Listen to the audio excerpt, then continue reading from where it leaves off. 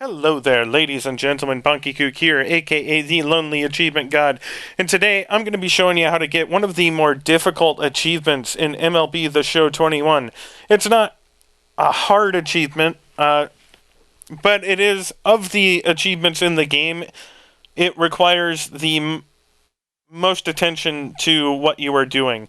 It requires you to have pretty good awareness of where the baseball is so that you can foul it off and prolong an at bat. All of the other achievements, for the most part, can be done either through luck or with a boosting partner or something like that. This achievement is going to require you to at least have a pretty good understanding of hitting and how to swing the bat at the proper time to foul off a pitch. For those of you that aren't familiar with baseball too much, a pitcher will throw the ball. Sorry about that, something fell over. Pitcher's going to throw the ball towards the plate. The hitter will attempt to hit it. If the ball goes into the strike zone, it is considered a strike. If it goes out of the strike zone, it is considered a ball. If you get 4 balls, you walk to first, and we don't want that. So you can't have your ball count go above 3. If you get 3 strikes, you will strike out, and we don't want that to happen either. So you want to avoid letting the strike count go over 2. What's going to happen as we work through this achievement is that we're going to attempt to foul off as many pitches as we can. We're going to let the pitcher throw. We're going to let the pitcher throw as many pitches as we can before we get up to 2 strikes. And at that point, we're going to attempt to foul off pitches right in a row until we can get our 10th pitch of the at-bat in the achievement.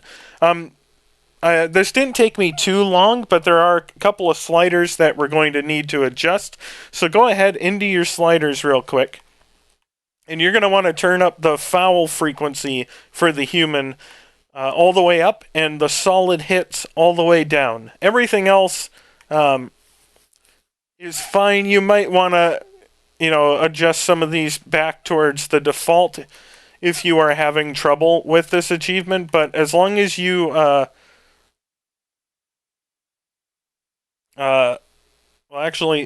so move this one down as well.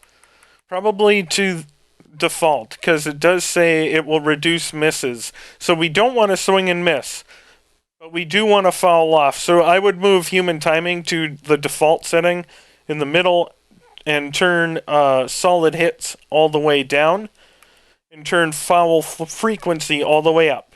Then we're going to go down to the CPU pitcher control and consistency. You're going to want to put consistency all the way down, like we have it.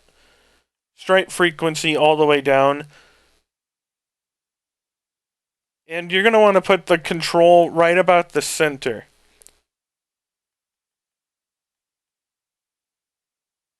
Again, you're going to want to play around with the pitch speeds for what's good for you, whatever functions best for you. I prefer to have my pitch speeds all the way up. And then when we get down here, you're going to want to turn the wind all the way on, up. And that should be everything we need to do. So go ahead and apply those sliders.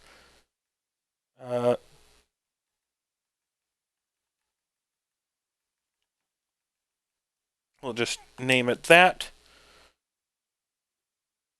And then we're going to back out here. We're going to go down to retro mode. And you are going to want to have the Dodgers as the away team. And I use the Indians as the home team because they have a pitcher with a fastball. Who's Shane Bieber, who is their main pitcher. So go ahead, choose the Dodgers. You can pick whatever field you want.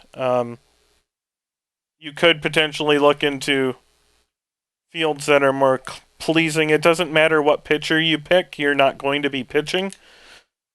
Just make sure that on the right side there at the bottom in the green, you see Shane Bieber, right-handed pitcher. You're going to want to move Corey Seager up to number 1 in the batting order, because if we fail with Corey Seager, we will just be restarting the game. As you can see, he has a 94 contact rating against right-handed pitching. So, very good for fouling things off. Doesn't swing and miss very often. So go ahead, once you have Corey Seager in the leadoff spot, press start to head into the game. And once we get into the game, we're just going to let the pitcher pitch until we get to 2 strikes or 3 balls. Either one, at that point we have to swing. So there's a ball.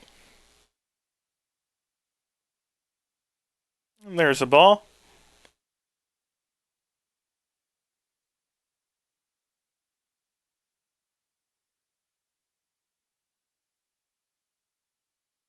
And now we have to swing. And we're going to want to swing really early, and it might take a little bit to get the timing down. As you can see, I actually hit it in play.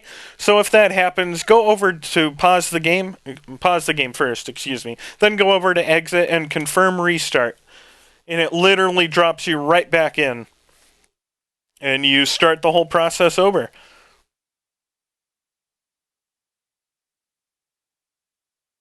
Now, different people have different preferences about where you place your batter.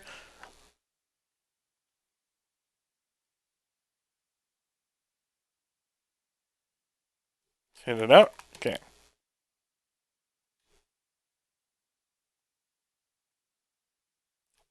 I don't really have one, because as you can see, the ball goes all over the place. So you want to have your batter generally in the middle so it can reach all of the plate.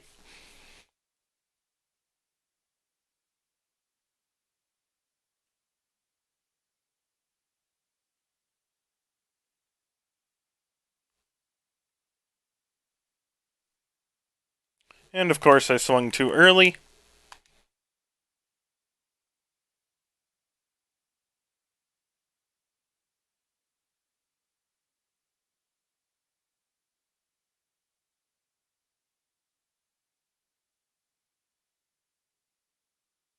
And this is how you do it.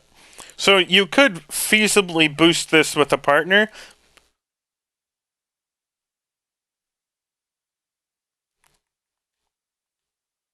And it might be easier if you get a good connection, because your partner can automatically get you to a full count, which is already 5 pitches. And then you only have to foul off the next 4.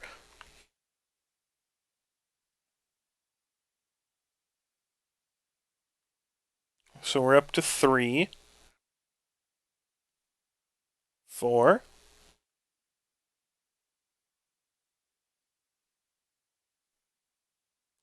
5,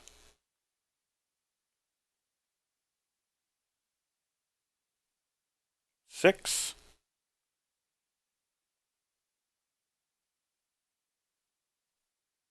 7,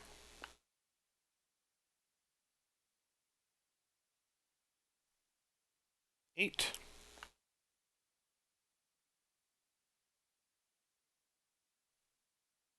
9,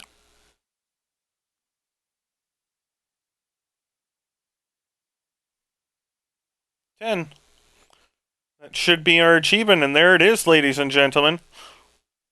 So that's all you got to do. You just got to get the timing down, and once you learn, how fast the ball is coming, as you can see, now I've been fouling off like 12 pitches in a row. So you just have to get comfortable with it. And as I said, it's not overly difficult, but once you jump in, you'll get a feeling for how things are going. I think I'm at like 14 or 15 pitches now. So that's all you need to do, ladies and gents, to get the pitch collector, which is widely the only achievement that needs any sort of skill beyond abusing the sliders for our advantage. So there you go, ladies and gentlemen. If you have any questions or comments, feel free to let me know in the comments, and if not, I will see you guys in the next video.